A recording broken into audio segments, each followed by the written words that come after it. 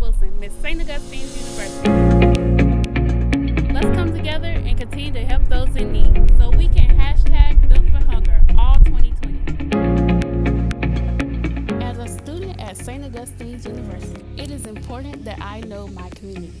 Food Lion is the only grocery store providing easy, fresh, and affordable groceries every day. You can always count on Food Lion.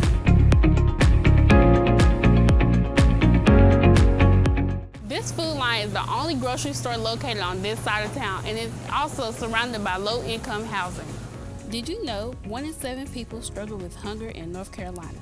As of 2019, 1.5 million North Carolinians are food insecure, and amongst them, 461,000 are children.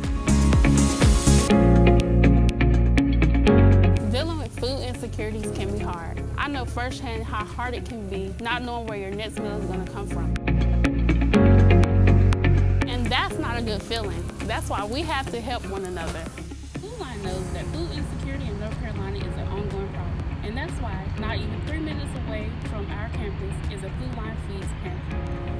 If you don't know what you could do to help fight hunger, you could always donate your time at your local food bank or simply donate money. The only way we can fight hunger is to fight it together.